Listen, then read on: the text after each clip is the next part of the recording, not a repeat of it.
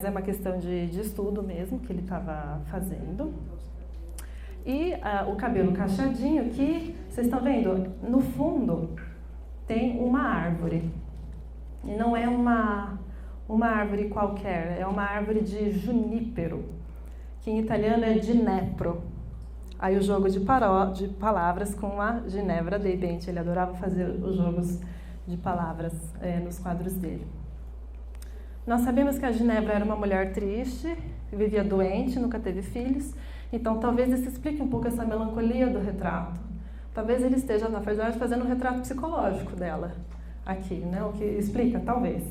Esse retrato, na verdade, foi cortado, infelizmente. Existiam as mãos dela aqui embaixo. Nós temos mais ou menos uma ideia, porque tem um desenho preparatório, essas lindíssimas mãos que deveriam estar segurando flores. Leonardo, nós sabemos que ele ficava sentado nas ruas, observando o gesto das pessoas e desenhando as mãos, os olhos, as bocas. Ele tinha 21 narizes catalogados, para vocês terem uma ideia. Literalmente, ele podia recompor um rosto depois, se ele quisesse, ou juntar e criar um rosto novo. Porque, efetivamente, ele ficava nas ruas olhando as pessoas. E os italianos falam bastante com as mãos. Então, devia ser bom, né, para estudar gestos lá em Florença ou em Milão, onde ele estivesse. Agora, só voltando para falar, como é interessante a ideia de um fundo mais escuro e a figura na frente na luz. A gente vai ver como isso depois ele faz também de outras formas. E aqui, última obra dele em Florença, Adoração dos Magos. E aqui o percurso dele de inovações e extravagâncias se completa. A Adoração dos Magos é outro tema bastante corriqueiro, era um tema que já tinha também sido pintado em Florença diversas vezes. Eu vou mostrar para vocês a Adoração dos Magos do contemporâneo dele, do Botticelli. Reparem, tá? Para vocês terem uma noção das diferenças. Vejam como a Adoração dos Magos, que é esse momento que os 3 reis magos chegam para presentear o menino Jesus, como é que ela é bem composta. Muito bem composta. Inclusive, aqui estão os retratos da própria família Medici. Eu consigo mostrar. Aqui está o Lorenzo de Medici, todo pomposo. Aqui está o Cosimo de Medici, aqui está o Piero de Medici. E aqui está o próprio Botticelli, que se retratou no cantinho, sempre olhando para nós. Vejam personagens essenciais. E depois você olha a Adoração dos Magos do Leonardo. Isso aqui é confuso até. Ele cria toda uma espiral de personagens ao redor do Cristo, que ele cria toda uma confusão dramática. Ele nunca terminou esse quadro. Ele já tinha saído do ateliê do Verrocchio, até onde se sabe, ele já tinha o ateliê dele, que não deu certo, ele recebe 2 comissões, uma ele não faz, a outra ele não termina. Leonardo era muito lento para fazer. Nesse contrato, ele tinha que terminar a obra em 30 meses, e ele não terminou. E essa é a pintura não terminada mais famosa da humanidade. Está lá em Florença até hoje. Por isso que ela está assim, sem cores. Ela foi restaurada há 2 anos. E agora dá para ver, porque antes ela estava inteira preta. Você nem conseguia ver os personagens. E os personagens, quanto mais você olha, mais engraçado fica. Porque dá para eu dar uma aumentada no site do FITS, dá para ver isso em alta resolução. Você vê uma cacofonia de gestos, assim. Cada um tem um gesto, tem uma reação. Um põe a mão na testa, não entende o que está acontecendo. O outro abre o presente, não entende muito bem o que é. Talvez seja esse o José, porque está faltando o José, né? Não se sabe bem se é aquele, se é o outro aqui. Depois, cada um tem um jeito de entender a cena. Nós sabemos que ele queria ter posto 60 personagens aqui, ele não terminou, mas os animais, além das figuras. Aqui também essa arquitetura catastrófica ali, e essa confusão toda, mas o melhor de todos é a da outra parte, essa luta de cavalos, né? Mas o melhor, eu adoro esse detalhe aqui, essas rochas que tem um elefantinho saindo daqui, parece uma pintura rupestre. Vocês estão vendo que tem um elefantinho desenhado na rocha? Com o detalhe que a pintura rupestre foi descoberta no século XIX, então o Leonardo nem sabia que tinha pinturas em parede. Enfim, cavernas. E é interessante como ele pinta isso. Ou seja, É uma pintura que inclui tudo. Tem tudo na Adoração dos Magos do Leonardo. É muito confuso, não dá para entender muito bem o que ele queria. E é engraçado, a data é 1481-82. É o mesmo ano em que vários contemporâneos do Leonardo que estavam em Florença, o Botticelli, o Perugino, o Ghirlandaio, todos eles são chamados pelo Papa Sisto para ir a Roma afrescar as paredes da Capela Sistina. As paredes, né? O Michelangelo faz a abóbada, as paredes. Só que o Leonardo não é chamado. Aí você olha uma pintura dessa e entende por quê que ele não foi chamado. O Papa não ia querer um inovador, experimentador desse no Vaticano. E só para vocês saberem aqui, assim como o Botticelli tinha feito seu autorretrato, aqui também provavelmente é o autorretrato do Leonardo. Okay? Na mesma posição que Botticelli tinha feito. Leonardo vai embora de Florença. Provavelmente ele não se adaptou a essa cultura neoplatônica que o Lorenzo tanto patrocinava, cheia de intelectualismos, simbologias e tal, que ele provavelmente não gostava de acompanhar. Ele vai para Milão, ok? Chegando em Milão, ele vai trabalhar para a corte do Ludovico Sforza, que é chamado de Ludovico o Mouro, porque ele era mesmo de pele escura, ele era um filho ilegítimo. E trabalha para ele, fica lá 17 anos da vida dele. Ele não pinta muito, mas algumas das pinturas que ele faz lá são bastante famosas. Só que ele vai para lá e ele se apresenta como um engenheiro para o Ludovico, ele não se apresenta como pintor, ele queria mais mesmo fazer máquinas de guerra, que era o que o Ludovico precisava, né? Eles estavam sempre em guerra, não precisava exatamente de um pintor. Então era mais um engenheiro que ele precisava. É assim que ele chega lá. E o Leonardo, lá na corte, ele fez bastante projetos efêmeros, que infelizmente nós não conhecemos, porque ele era o responsável pelas produções teatrais, para entreter a corte. Então ele fazia as peças de teatro e fazia também as vestes. Ele também criava as vestimentas que o povo ia usar. Veja você, realmente um personagem muito, muito versátil. Mas, estando lá, ele recebe a comissão para Virgem dos Rochedos, pelos franciscanos da Imaculada Conceição de Milão. E aqui eu acho que é muito claro o grande ode à natureza que o Leonardo da Vinci faz. A impressão que você tem quando você olha para essa tela é que você está olhando para o ventre da Terra. Assim, é tudo dentro da natureza.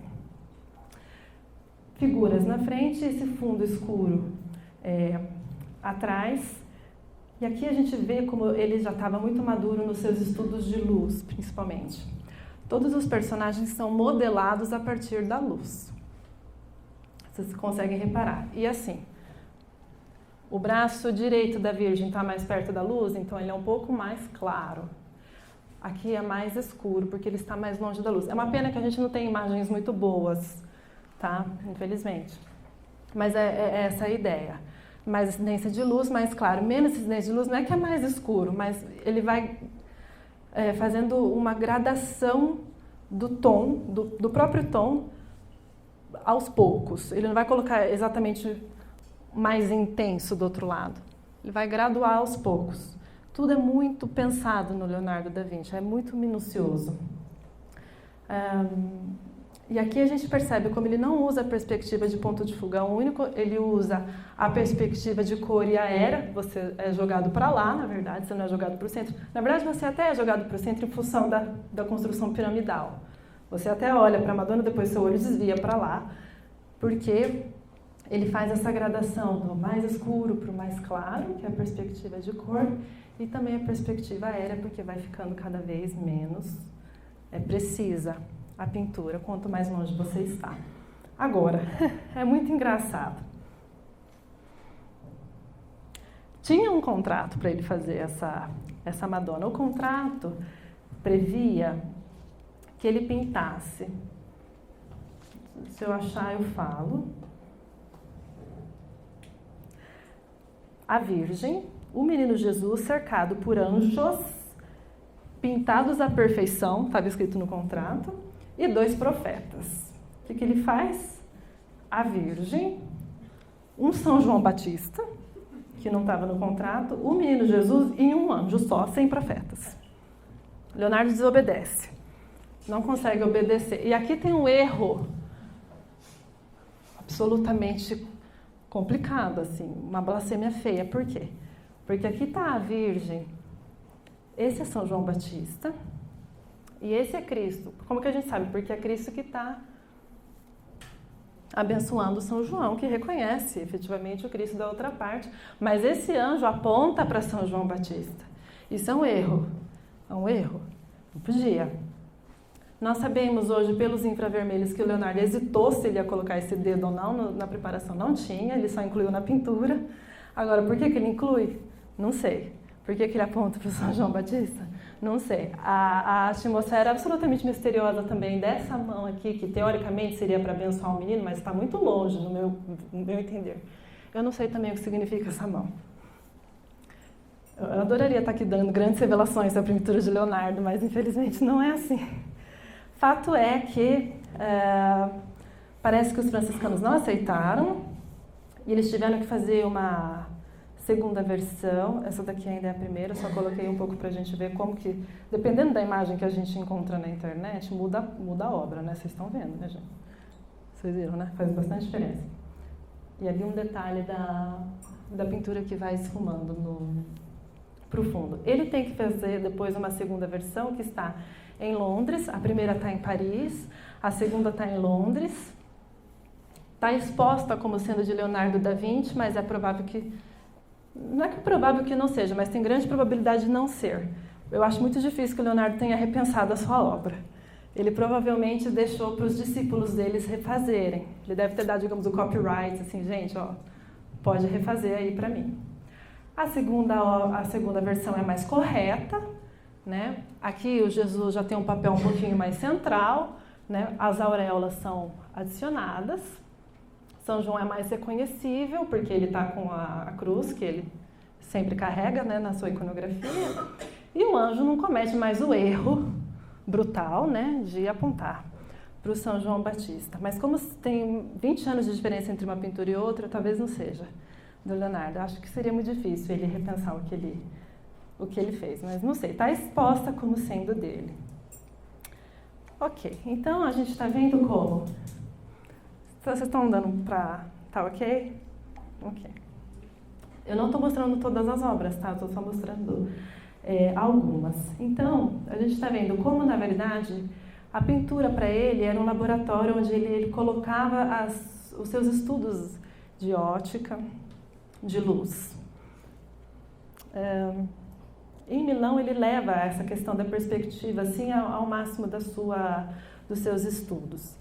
Para o Leonardo da Vinci, como a gente viu agora na Virgem dos Rochedos, não tinha como você ter um ponto de fuga único, por quê? Por quê? Porque para o Leonardo, meu olho não é um ponto, gente. Mas como é que você vai fazer tudo com esse ponto de fuga único? Olhos eu tenho bem dois. Né? Um objeto colocado na minha frente, eu vejo tanto da esquerda quanto da direita. Eu não enxergo as coisas assim, né? Como a pintura com ponto de fuga único gostaria que fosse. Leonardo entendia que o olho era uma lente.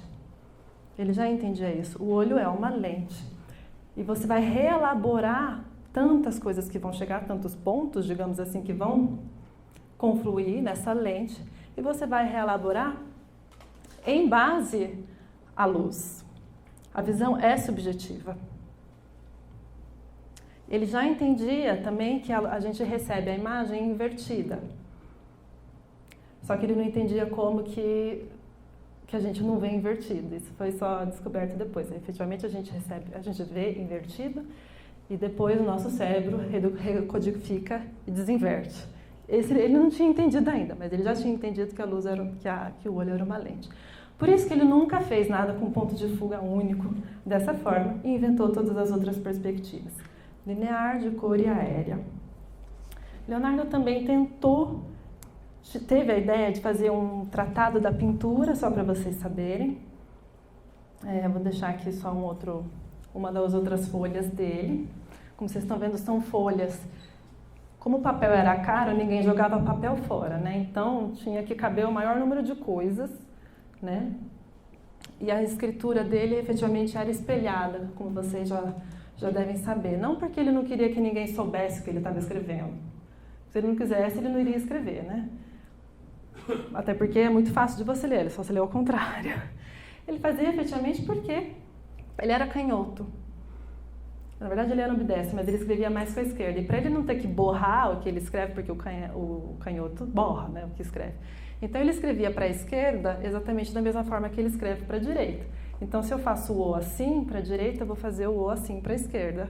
Então, ele só espelhava, né, quando as anotações eram pessoais. Quando era uma carta, ele fazia normal. Ele tinha fluência nas duas mãos para os dois lados. É um exercício mental, se vocês quiserem espelhar a escrita de vocês. Ele pensa em fazer um tratado da pintura, que existe hoje, mas na verdade é só uma compilação de vários manuscritos e desenhos que ele nos deixa.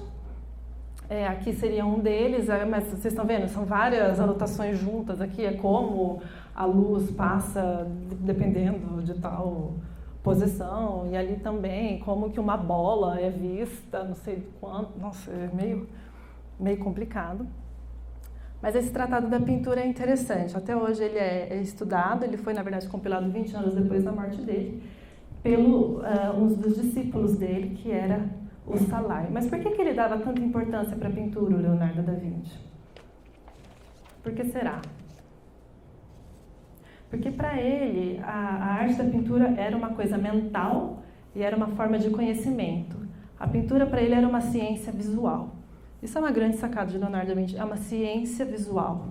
Ela é uma ciência que é filha da experiência e a experiência é mãe de todas as razões. Então a pintura para ele não tinha esse ar de abstração, contemplação. A pintura é ciência. A pintura, ela coloca na prática, por quê? Aquilo que você vê na natureza.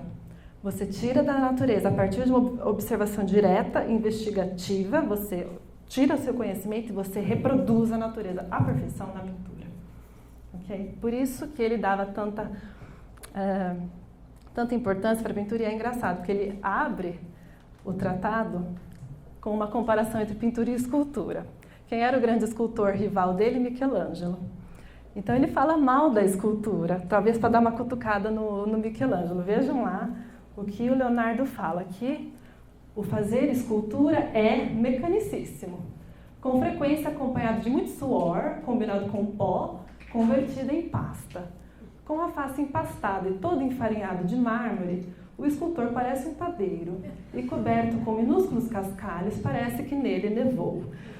A visão que ele tinha da escultura. A escultura era totalmente inferior para a pintura, porque na pintura você tem que ver cor, você tem que ver sombra, você tem que ver perspectiva, várias coisas que na escultura você não vai fazer. Né? Escultura é tridimensional. Pintura não. Pintura, você dá asas para a sua imaginação, você transforma aquilo que era só imaginação numa imagem visual. Né? Ok, vamos avante. Posso falar mais um pouco? Vocês estão cansados? Porque eu já falei 1 hora. Vamos mostrar rapidamente, então, como ele dava essa forte atenção para a pintura nos 2 retratos que ele faz. Vocês já tinham visto? Esses são os 2 retratos mais modernos e maravilhosos de toda a história. Ele gira no mesmo eixo e dá movimento para o corpo. Os retratos do Leonardo sempre são assim. O ombro está numa posição, o rosto em outra, o olhar em outra, sempre. Ele gira no mesmo eixo. Aqui é o retrato, possivelmente, da Cecilia Gallerani, que era uma das amantes do Ludovico Sforza, assim como a outra também era a Lucrezia Crivelli, também era amante dele, as duas super jovens, tinham uns 20 e poucos anos aqui. Agora, o da Lucrezia é interessante, é muito bonito isso que ele faz, ele gira olhando para fora pela primeira vez no retrato, quase como se ela estivesse querendo encontrar o Ludovico. Você não sabe se ela está pronta para sorrir ou não, né? Sempre tem esse pouquinho de mistério no que o Leonardo nos dá. Não sei se dá muito para reparar, a mão dela está mais nítida do que o rosto. Ele suma mais o rosto porque o rosto está um pouquinho mais longe do seu ponto de visão. A mão está mais na frente, então é mais nítida. Um pouco mais para fora, um pouco mais para dentro, menos nítida. E ele sempre esfuma muito nos olhos. Ele sempre esfuma muito os olhos. E essa, para mim, eu nunca vi um retrato mais bonito do que esse. Eu sou absolutamente fã desse retrato. É extremamente moderno,